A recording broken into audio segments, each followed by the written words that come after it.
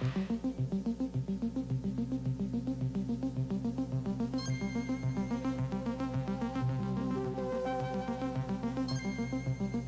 reactor accident today. 3 Mile Island is not before some radioactivity had escaped. Nuclear nightmare.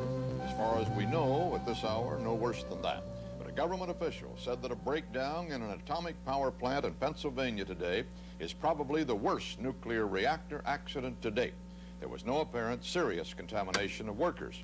A spokesman admitted that some were exposed to radioactivity and may have been Plant contaminated. officials said today's accident no was one not was a injured. China syndrome Officials situation, from Metropolitan Edison current Company, movie which about a operates the plant, near-catastrophic attempted nuclear to meltdown. minimize the But there is seriousness still of the radiation accident, leaking saying from the public Harrisburg was plant. never in Robert danger. Shackney has been We monitoring may the have some activity. minor fuel Utility damage, but Commission we in don't Washington. believe at this point that control. it's extensive. But the officials say that The radiation levels at the site boundary are really only a tenth of the general emergency level where we normally get concerned.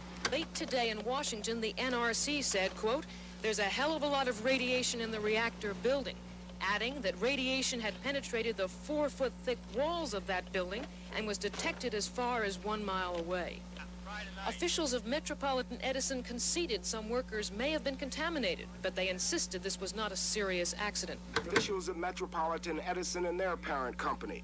They insisted that the customers of the utility had to share in the cost of the accident. It would do no good, I don't believe, to bankrupt GPU and destroy 177,000 stockholders. These are facts that we that sort of have to permit us to keep things in perspective. Safety systems work. He is dead wrong. Pennsylvania authorities are now saying that it will not be necessary to evacuate the... But he said the number of people who would be killed or injured would be far less than those using coal as a source from energy. This nuclear power plant won't reopen until they're sure it's safe. Oh, no chance There of could that. be a general evacuation of this area if things get worse. As of now, the authorities say it is not especially dangerous near the plant. This morning, Geiger counter readings showed a big jump in the radiation being spewed out. Federal officials said the pressure built up in the cooling system pumping contaminated water through the plant. Nowhere to run, nowhere to hide, nowhere to run, nowhere to hide, there's nowhere to run to, baby. Parents live in Lancaster, which is 30 miles east, which I hear it's heading in that direction, so I'm not going to head that way. I'm going to go up to Mount Holly Springs is where I'm going to go. Why are you leaving now? Well, because I heard that they're evacuating all pregnant women and children. And rather than jeopardize my baby, I'm going to leave. Everywhere I go, every place I see, every step I take, you take with me. Earlier advice that people living within 10 miles of the plant site try to remain indoors will expire at midnight. More radiation was inadvertently released from the plant this morning, shortly after officials turned on a new system designed to reduce the emissions. Monitoring equipment inside an auxiliary building showed rapidly rising levels of radioactivity, which was then leaked into the atmosphere through the building's ventilation. NRC officials say the radiation release was not hazardous. How do you understand the kinds of things that are in the newspaper? The communication to the public in terms of health and radiation, I think, has been a disgrace. And it's much more an attempt to manage public opinion. I'm very tired of hearing the phrase that the public will panic. I think the public deserves some very straight information, and if they panic, maybe they deserve to panic, or maybe they should panic. There are times when, you should be concerned. It's not my experience that in a crisis, if you give people the kind of information that they need in order to act reasonably and rationally, they panic. But they do panic when they don't get information and when they don't know what's going on. They're not sure whether what they're exposed to is serious or not serious or what the consequences are, and they can't make a decision. The first major experience with exposure of a whole population to radiation was the unfortunate dropping of the bomb in Hiroshima and Nagasaki. Most of the information which we are now operating out of, as far as regulations for how much radiation people can receive, comes out of the experience of the bombings. And we have so far not had a severe accident in the United States comparable to these levels of radiation, but the potential is there, and the radiation is present within these reactors. Hopefully it will stay in there. Russia has had such an accident. The radiation, you know, inside of this power plant can come right through the concrete. Now what you have in there totally is about 1,000 times the radiation released at Hiroshima. Not all of that got out of the core, but up to 60% of the fuel rods are damaged, so a good bit of that is out. The radiation levels inside are such as would kill a person instantly. These gases are being released now. We estimate perhaps 1/10 of a curie of xenon-133 per second is being released. One of the problems that the Nuclear Regulatory Commission and the nuclear industry has confronted us with is that they speak of radiation and radiation doses without differentiating and without making it clear to the lay public what they're talking about. The basic emission dose is a curie, named for, of course, the curies, and the curie is a measure of how many radioactive emissions there are per unit time. You normally measure the source strength of a radioactive lump of stuff in curies. A Röntgen is a measure of the ionization or the transferred energy which comes from a radioactive source. The connection between Röntgens and curies is complicated. It's not a simple thing. There's no simple conversion factor, and that's true for the rest of these things too. We have in recent years heard more about two different kinds of dosage units, and these are units of absorbed radiation. That is, you measure how much radiation is absorbed. A RAD, which stands for radiation absorbed dose, and closely related to the RAD is the one that you read about in the newspapers in connection with Harrisburg, which is a REM. The word REM stands for Röntgen Equivalent Man, and it is the absorbed dose multiplied by a biological damage factor. We also define something that you may read about in the paper, RBE, relative biological effectiveness, which is simply the ratio of REMs to RADs.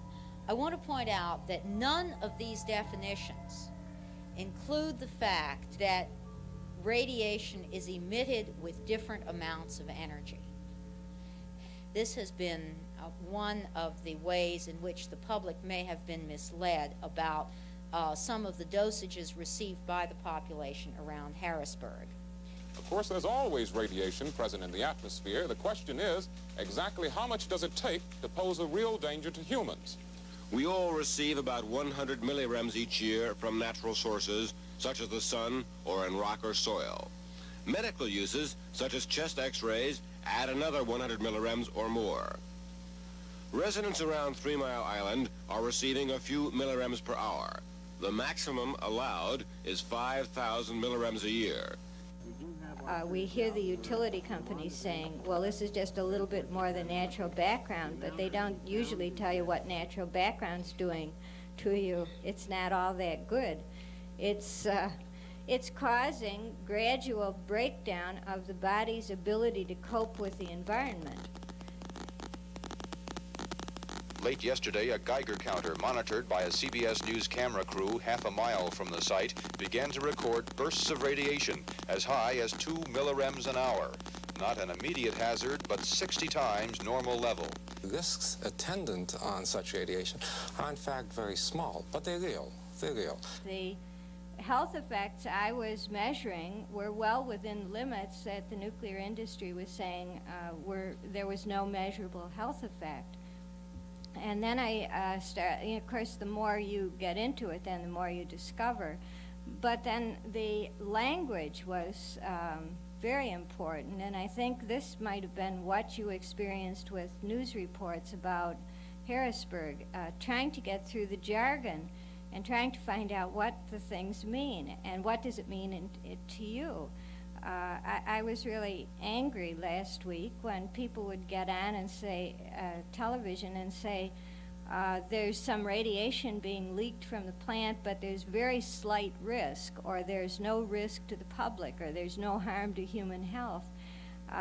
Usually when the statement is made, there's very little risk, the sentence isn't finished. And I think you have to say, risk of what? What are you talking about? And this is the key to understanding most of what is being said about the low-level radiation. Radiation levels jumped again in the afternoon, and company officials conceded that they would have to release radioactive gases into the air for 5 more days. In any event, officials say the amounts of radioactivity are below the danger level. What are dangerous levels?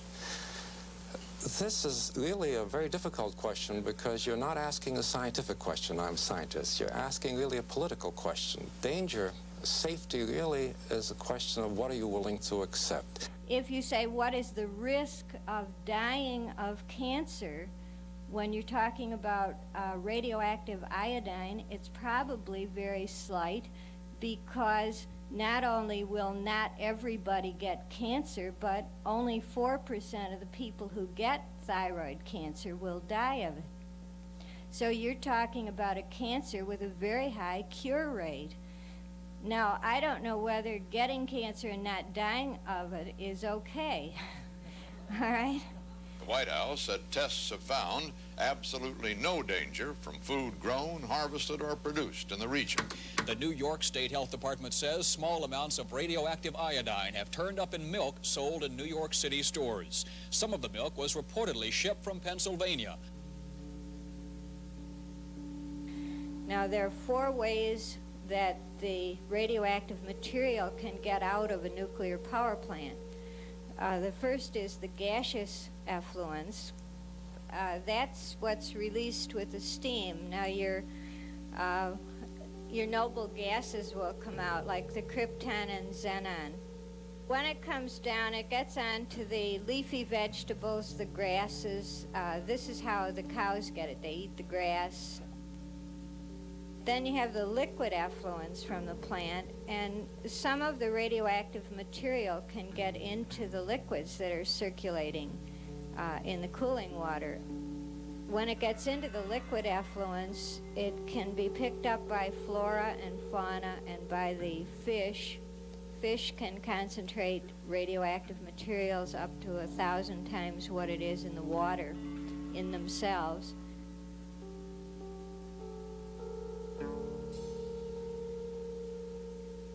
There's also some radioactive emissions with transportation, even without an accident.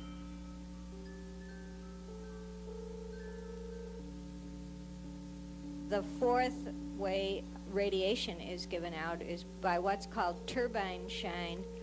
And turbine shine is the name given to the gamma radiation, which is directly given off by the building itself if the building becomes radioactive. Now at Harrisburg, there's very strong turbine shine right now because of the radioactive material coming right through the concrete. I got into this nuclear question in a rather strange way. What I was doing was trying to find environmental causes of leukemia. And what happened as we worked on this survey, which was a survey of 16 million people followed over a 3-year period, what happened is it became more and more apparent that it was ordinary diagnostic X-ray that nobody thinks too much of, that was the major cause of leukemia in the survey. But when I began to speak in public about it, I got quite a bit of resistance from the nuclear industry. And then I discovered that the health effects I was measuring were well within limits that the nuclear industry was saying there was no measurable health effect. I think, number one, they're safe. I think number two, any extra radiation, as you call it, that they're getting is certainly minuscule, and it's the kind of extra radiation you get when you get a dental X-ray or a chest X-ray, and probably it's a mere fraction of that. Yes, everyone has.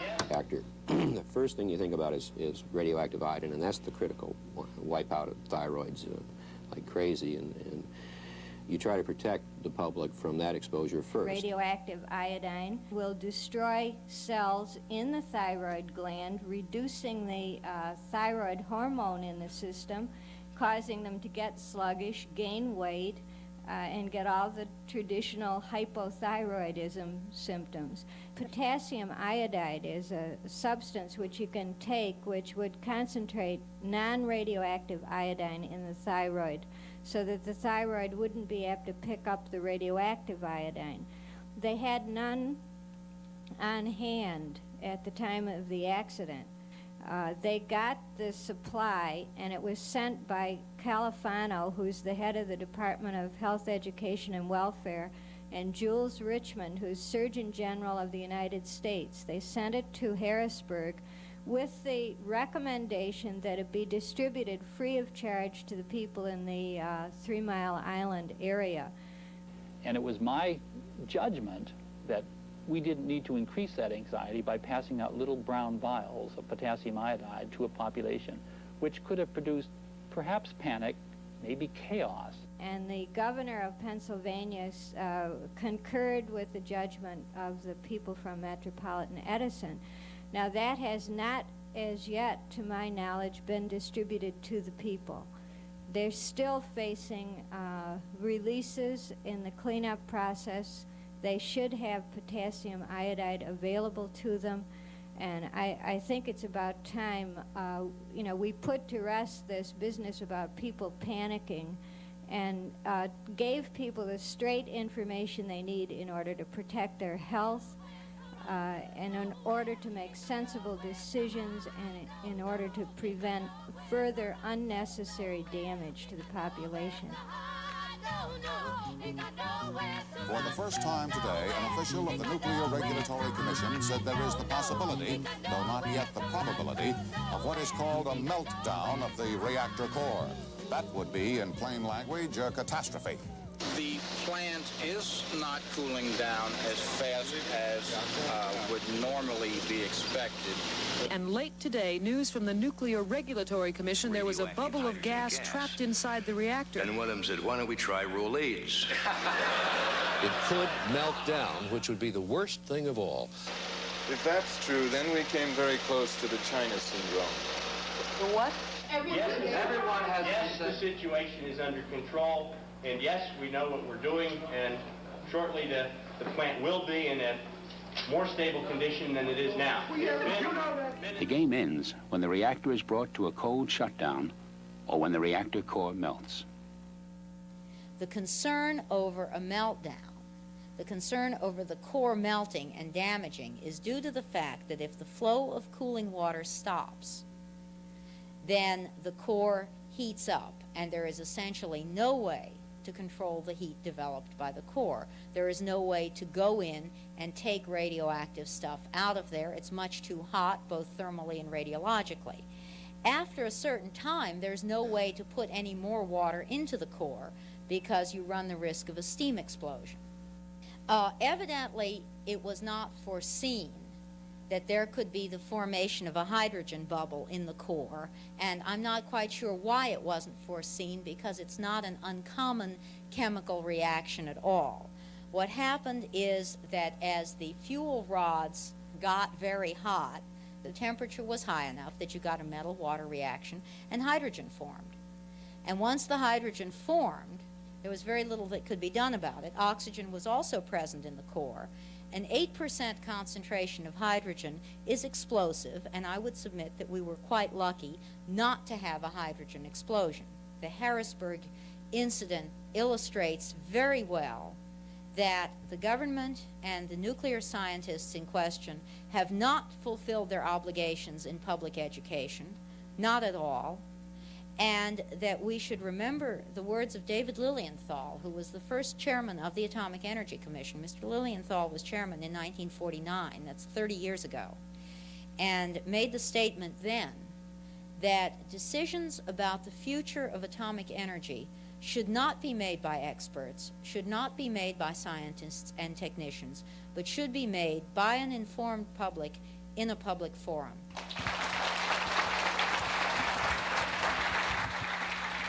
I think, too, the wrong impression has been given to the public that if you're exposed to radiation, you have a risk of getting cancer, and then if you don't get cancer, you don't get anything.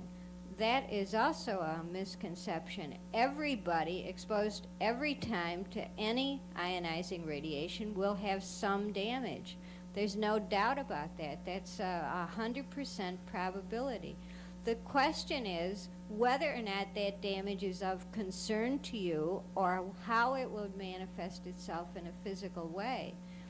There are people who have, say, brown eyes, and in exposure to radiation, that gene is knocked out and one eye turns blue. I know someone who had that, brown eye and a blue eye. It's a matter of random damage on the cellular level of the body. And how that later manifests itself or whether or not it's of concern to you is a value judgment. And you have every right to enter into the value judgment and not have it made for you. Our health monitoring is abominable. We talk about measuring holes around the tank, but how do we measure human health? By death from cancer.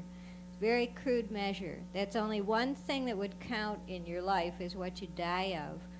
As we lengthen the time between detection of cancer and cancer death by all the different treatments, you increase the probability that the person with cancer will die of something else in between, like pneumonia, heart attack, and so on. So you could have a cancer epidemic for 10 years and not detected by the present monitoring system. And I would like to have a moratorium and a hold-up on any further development in the nuclear industry until we get a sophisticated system that can manage it, and we're nowhere near that point.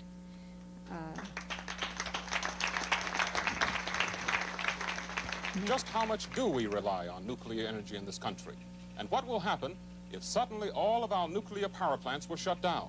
If, in fact, that 12 to 13% of the electricity provided by nuclear power were turned out for any reason, we would see brownouts and blackouts in this country. Air conditioning would go off. People would not enjoy the benefits that they have, and therein lies a disruption to the economy and to the nation that would be indeed quite severe. If the nuclear plants had to shut down, another 2.5 million barrels of oil a day would have to be imported and burned to generate the same amount of electricity.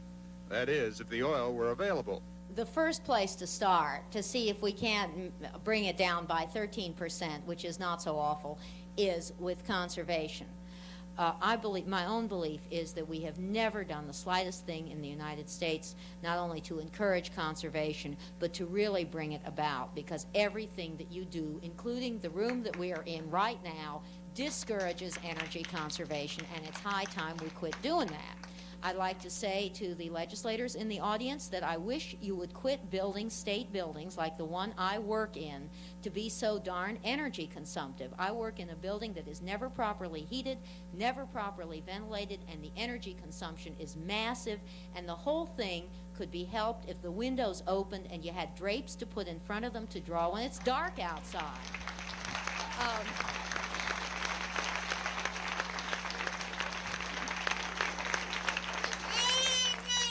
The main problem with respect to radiation is that all of the damage, subtle damage that can be done to individual cells with the radiation can happen to the germ cells, which go into the next generation.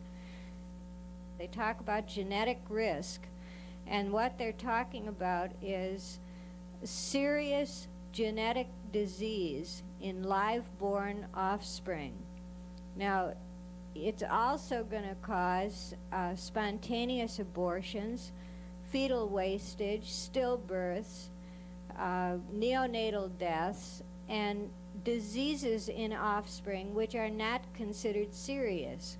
So what we're talking about here is a very subtle undermining of the gene pool, of the material that goes into making up the next generation. At the same time as we're doing that, we're increasing the radiation background load so that the future generations will be less able to cope, and they're going to have a lot more to cope with. So what we're initiating here is very likely to be a death process. And I'm talking about a death process for the species. Render an area the size of Pennsylvania permanently uninhabitable, not to mention the cancer that would show up later. Let's scare that over there. I am. I'm scared.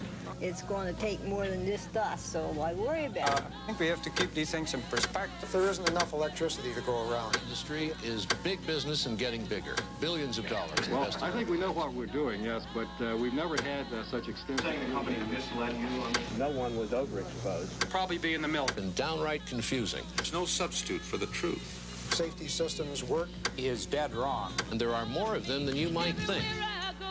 Every place I see, every step I take, you take with me. Thought of evacuation first occurred to me at 7:50 a.m. on the morning of March 28, and it never left my mind for 10 entire days. I had to weigh the potential risks of 3 Mile Island against the proven hazards of moving people under panic conditions. Inside this truck is a robot. They're expected to set it up, attach TV cameras to it, and send it into the plant tonight. When man entered the atomic age, he opened a door into a new world. What we'll eventually find in that new world, nobody can predict.